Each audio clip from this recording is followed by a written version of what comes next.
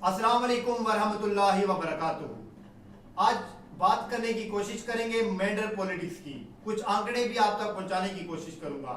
ये आंकड़े जो लोगों से मैं बात करता हूं टेलीफोनिकली या फिर किसी के थ्रू जो इंफॉर्मेशन मेरे तक आती है, उसी सब चीज को लेकर मैं आप तक पहुंचाने की कोशिश करूंगा। ये आज तक की इंफॉर्मेशन है, कल 24 घंटे के बाद क्या हो जाए कोई मालूम नहीं। तो चलिए शुरू करते हैं।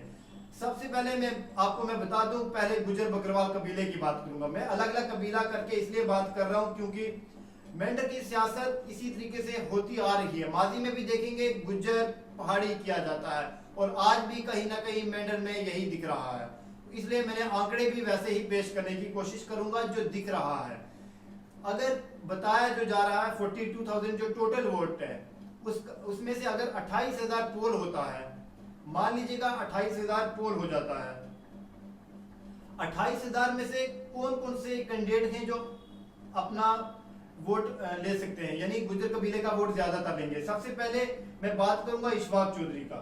इशफाक चौधरी को ज्यादा कमजोर भी नहीं समझ सकते।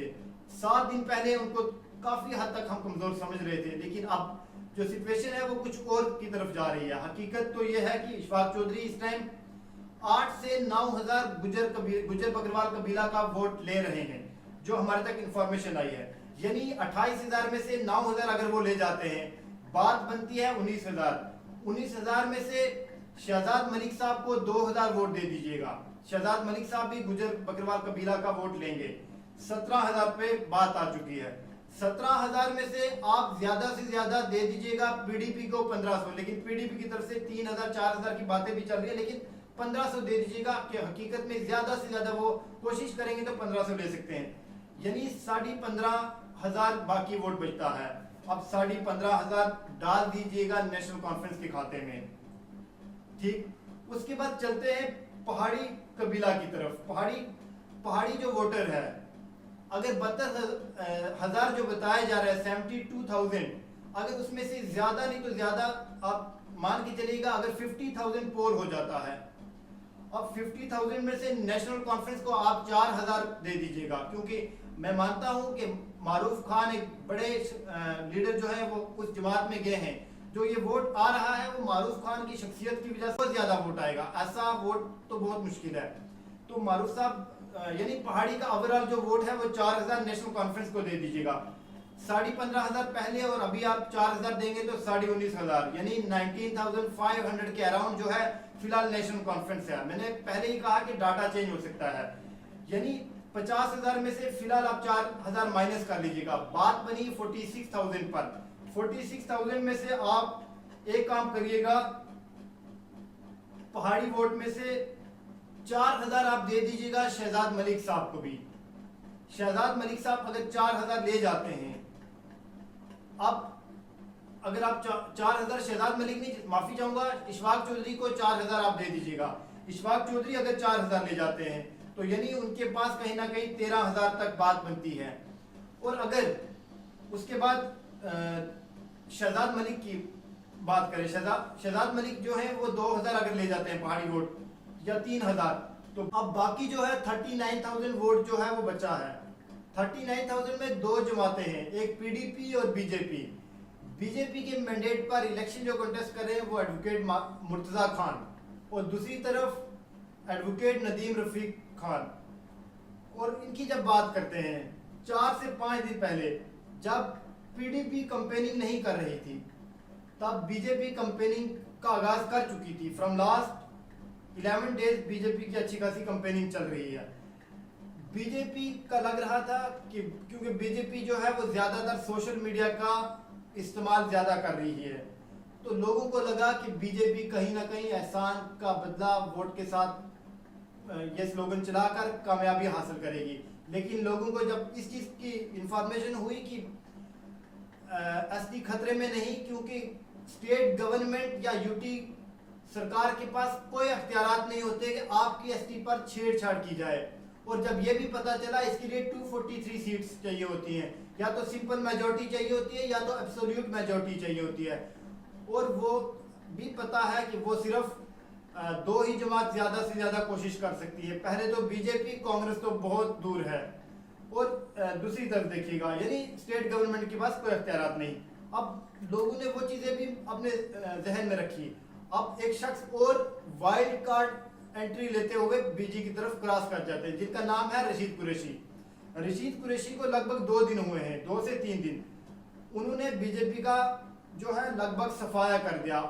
ऊपर वाली बेल्ट में जब वो गए तो काफी लोगों ने कहा कि मरहूम सरदार रफीक खान साहब की वजह से हम नदीम रफीक खान को दे रहे हैं। और चंडियाल, माफी चाहूंगा अगर संग्योट और उसके बाद नाड़, बॉर्डर बेल्ट, कहीं ना कहीं नदीम रफीक खान ने खुद भी काम वहां पर किए हैं। लोग कहीं ना कहीं बीजेपी को वहां पर बीजेपी की तरफ रिजेंटमेंट शो कर रहे हैं। तो उन सब चीजों को लेकर कहीं ना कहीं जो वेव बनने जा रही थी, सोशल मीडिया का जो यूज है वो पीडीपी बहुत कम करती है। पीडीपी मरहूम सरदार रफीक खान की सियासत के नक्शे कदम पर चलती है। जो मेंढर की बिलखसूस में बात कर रहा हूँ, नदीम रफीक खान, क्योंकि वो भी जब कंपेनिंग करते थे, कंपेनिंग के वक्त वो हर घर में जाने की कोशिश करते हैं। तो जराए से दी हुई जानकारी के मुताबिक ये भी हर घर में जाने की कोशिश करते हैं और पुरानी डेवलपमेंट एजेंडा बताए जाते हैं इनकी तरफ से कि हमने ये दिया है, ये दिया। लेकिन बीजेपी के जो लीडर है उनकी तरफ से ये चीजें नहीं बताई जा रही, क्योंकि बीजेपी के लीडरों ने पहले काम नहीं किए हैं। ये भी बताया जा रहा है कि वो एमएलसी रहे सुप्रीम कोर्ट से, मुझे एग्जैक्ट इन्फॉर्मेशन नहीं है, तो कहीं ना कहीं बताया गया कि उन्होंने काम नहीं किया। और दूसरी बात, कहां पर स्टैंड करते हैं दो लीडर? 39,000 में से ज्यादा 7,000 या फिर 8,000 जो है फिलहाल के तौर पर बीजेपी को ज्यादा से ज्यादा जा पाएगा। हालांकि कुछ तो ये भी बता रहे हैं कि 4500 पे जमानत जब्त हो जाएगी, लेकिन हम ज्यादा से ज्यादा 7,000 या 8,000 पे लेकर चलते हैं, यानी बात सीधे 31,000 पर आ जाती है। अब 31,000 पे क्या मरहूम सरदार रफीक खान के साहबजादे नदीम रफीक खान लेंगे? क्वेश्चन मार्क यहाँ पे खड़ा होता है। अब यहाँ पर देखना होगा कि पहाड़ी वोट कहाँ जाता है।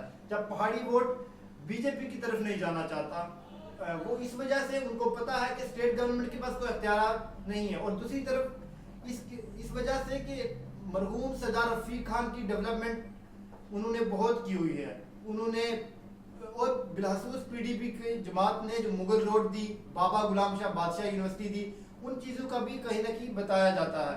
नो डाउट जावेद अहमद राना ने भी मेंढर में बहुत ज्यादा डेवलपमेंट की हुई है, इसमें कोई दो राय की बात नहीं। दोनों लीडर जो है वो काबिले एहतराम माने जाएंगे, क्योंकि डेवलपमेंट के नाम पर उन्होंने कोई कसर नहीं छोड़ी है। लेकिन सियासत जो है वो लास्ट में गुज्जर बकरवाल और पहाड़ी में बढ़ जाती है। इसीलिए मैंने आंकड़े भी उसी हिसाब से पेश करने की कोशिश कर रहा हूँ। 31,000 क्या नदीम रफीक खान अगर लेते हैं या इसके अराउंड लेते हैं, या थोड़ा सा शिफ्ट होता है नेशनल कॉन्फ्रेंस की तरफ, या फिर आजाद उम्मीदवार जो इशफाक चौधरी हैं उसकी तरफ शिफ्ट होते हैं, तो बात यहाँ पे फंस रही है। अगर ये ले जाते हैं तो डेफिनेटली नदीम रफीक खान जीत सकते हैं। अगर नेशनल कॉन्फ्रेंस ज्यादा हासिल कर सकती है तो फिर नेशनल कॉन्फ्रेंस भी जीत सकती है। अगर इशफाक चौधरी इसमें ज्यादा कामयाबी हासिल करते हैं तो इशफाक चौधरी फिर तिकोना मुकाबला भी दिख सकता है। ऐसी सिचुएशन अराइज हो रही है, यानी शहजाद मलिक भी लगभग मैदान से बाहर दिख रहे हैं, और पीडीपी भी, माफी चाहूंगा बीजेपी भी इस टाइम जो हमारे तक डाटा आया है उसके हिसाब से बीजेपी भी कहीं ना कहीं बाहर दिख रही है। यानी मैदान में सिर्फ 3 लीडर हैं, जावेद अहमद राना, नदीम रफीक खान और इशफाक चौधरी। कौन मारेगा बाजी ये तो देखने की बात है, किसका मैनिफेस्टो कैसा रहता है वो भी देखने की बात है। इशफाक चौधरी भी देखते हैं क्या करते हैं। इशफाक चौधरी पहली बार असेंबली इलेक्शन कॉन्टेस्ट कर रहे हैं, नदीम रफीक खान भी पहली बार असेंबली इलेक्शन कॉन्टेस्ट कर रहे हैं। जावेद अहमद राना को हर चीज का तजुर्बा है, जावेद अहमद राना भी पहली बार नहीं बल्कि 4th टाइम जो है असेंबली इलेक्शन कॉन्टेस्ट कर रहे हैं। अब देखने की बात है क्या रहता है। पहाड़ी वोट क्या नदीम रफीक खान की तरफ जाएगा ज्यादा, क्योंकि फिलहाल के तौर पर नेशनल कॉन्फ्रेंस को मैंने आपको बता दिया कि 19,000 कुछ पे, पीडीपी को हम 31,000 पे लें या नहीं लें अभी मैं कुछ कह नहीं सकता। कुछ दिन के बाद क्या आंकड़े रहते हैं देखते हैं। अभी फिलहाल पीडीपी की कंपेनिंग किस तरफ जाती है, किस तरीके से कर रहे हैं, ये इंफॉर्मेशन जब तक एग्जैक्ट आएगी। और नेशनल कॉन्फ्रेंस अभी उस वोट पर ख्याल रख रही है जो उनका असल में वोट है, उसी को हिफाजत में रखने की, प्रोटेक्ट करने की कोशिश कर रही है। और बीजेपी के साथ ये हो रहा है, कहीं ना कहीं धोखा भी समझिए बीजेपी के साथ हो रहा है। जहां पर बीजेपी जा रहे पीछे से टग ऑफ वार की तरफ आते हैं रशीद कुरैशी साहब और वो वहां से वोट ले जाते हैं। रशीद कुरैशी एक गेम चेंजर साबित हो सकते हैं। और बड़ी बात ये मैं बता दूं, पीडीपी साइलेंट काम कर रही है, ये हकीकत बता रहा हूं। पीडीपी साइलेंट काम कर रही है, मान लीजिएगा, पीडीपी अच्छे से काम कर रही है साइलेंट। और नेशनल कॉन्फ्रेंस भी सोशल मीडिया का यूज कर रही है और नेशनल कॉन्फ्रेंस को देखते हुए बाकी लीडर भी सोशल मीडिया पर आ चुके हैं, चाहे वो बीजेपी हो चाहे फिर वो कोई इंडिपेंडेंट लीडर हो, वो भी नेशनल कॉन्फ्रेंस की कॉपी करके कट पेस्ट करके कहीं ना कहीं सोशल मीडिया पर आ चुके हैं। लेकिन पीडीपी ज्यादातर साइलेंट तरीके से काम करती है, वो वही जिंदगी फिलहाल कंपेनिंग के साथ जी रही है जो पहले जब नेट की सुविधाएं नहीं होती थी वो वैसे जी रही है। उसकी वजह से काफी फायदा जो है पीडीपी ले भी रही है। अब देखते हैं क्या सूरत हाल रहते हैं, कुछ दिन के बाद और डाटा आप तक लेकर आएंगे। अगर कोई नाराज हो चुका है तो मैं माजरत चाहूंगा, क्योंकि जो इन्फॉर्मेशन मेरे तक आई मैं ठेस पहुंचाने का मेरा कोई मकसद किसी को नहीं होता, क्योंकि मेरी हमेशा कोशिश होती है कि मैं सच बात पहुंचाने की कोशिश करूं। अगर आपको अच्छी लगी तो बहुत अच्छी बात, अगर अच्छी नहीं लगी तो आप कमेंट सेक्शन में जैसा कमेंट करें वो आपकी अपनी राय है, लेकिन कमेंट का थोड़ा सा दायरा जरूर रखा करें, क्योंकि आप कमेंट लिखते हैं कहीं ना कहीं वो रिफ्लेक्ट काफी चीजें करती है, तो इसलिए थोड़ा ध्यान करके करिएगा। शुक्रिया।